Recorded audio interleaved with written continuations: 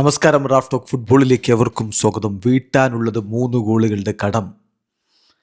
ടൂറിനിൽ സ്വന്തം മൈതാനത്ത് ഗാലറ്റസരായിയെ നേരിടാൻ ഒരുങ്ങുമ്പോൾ യുവൻറ്റസിന് മുന്നിലുണ്ടായിരുന്നത് ഏതാണ്ട് ഇമ്പോസിബിളായിട്ടുള്ളൊരു ടാസ്ക്.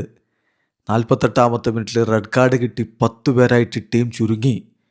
എന്നിട്ടും പക്ഷേ ആ കടം അവർ വീട്ടി. പക്ഷേ ടെസ്റ്റ് പിന്നീട് വരാനിരിക്കുന്നതേ ഉണ്ടായിരുന്നുള്ളൂ. എക്സ്ട്രാ ടൈമിൽ 2 ഗോളുകൾ കൂടി അടിച്ച് ഗാലറ്റസരായി യുവൻറ്റസിനെ മറികടന്ന് യുവേഫ ചാമ്പ്യൻസ് ലീഗിൻ്റെ പ്രീ ക്വാർട്ടറിലേക്ക് കടന്നുപോയിരിക്കുന്നു.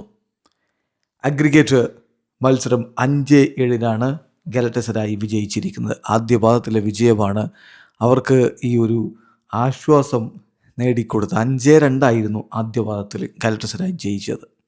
3 ഗോളുകളുടെ കടം വീട്ടാനിറങ്ങിയ യുവൻറ്റസിൻ്റെ മുന്നേറ്റങ്ങൾ നയിച്ചുകൊണ്ട് കോൺസിസാവോയും ഈൽഡീസും അതുപോലെ ഡേവിഡുമൊക്കെ ഒരുമിച്ച് അണിനിരന്നു. മറുഭാഗത്ത് വിക്ടർ ഒസിംഹനെ മുന്നിൽ നിർത്തി ഗാലറ്റസരായിയും ഇറങ്ങി. കളിയിൽ 37-ാമത്തെ മിനിറ്റിൽ പെനാൽറ്റിയിലൂടെ ലൊക്കാറ്റെല്ലി യുവൻറ്റസിനായിട്ട് 1 ഗോൾ മടക്കി. എന്നാൽ 48-ാമത്തെ മിനിറ്റിൽ കെല്ലിക്ക് റെഡ് കാർഡ് കിട്ടിയതോടെ അവർ 10 പേരായിട്ട് ചുരുങ്ങി. കംബാക്കിനി ഉണ്ടാവില്ല എന്ന് കരുതിയെങ്കിൽ തെറ്റി. 70-ാമത്തെ മിനിറ്റിൽ ഗാറ്റിയും 82-ാമത്തെ മിനിറ്റിൽ മെക്കന്നിയും ഗോളടിച്ചതോടെ 3 ഗോളിൻ്റെ കടവും വീട്ടി. പക്ഷേ 10 പേരായിരുന്നു അവരുണ്ടായിരുന്നത്.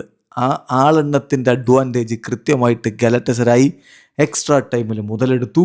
അവർക്ക് വേണ്ടി വിക്ടർ ഒസിംഹൻ തന്നെ മുന്നിട്ടിറങ്ങി ഗോൾ നേടി. അതായത് എക്സ്ട്രാ ടൈമിൻ്റെ ആദ്യ പകുതി അവസാനിക്കുന്നതിന് തൊട്ടു മുമ്പ്. പിന്നെ രണ്ടാം പകുതിയിൽ അടുത്ത ഗോളും വന്നു.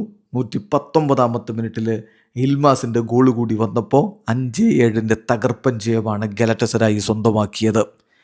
ഏതായാലും വീണുപോയി യുവൻറ്റസ്, ശരി തന്നെ. പക്ഷേ ഈ പോരാട്ട വീര്യത്തിന് കൈയടിച്ചേ പറ്റൂ. വീഡിയോ അവസാനിക്കുന്ന ഫുട്ബോൾ ലോകത്തെ കൂടുതൽ വിശേഷങ്ങളുമായി റാഫ് ടോക്സ് വീണ്ടും എത്താം.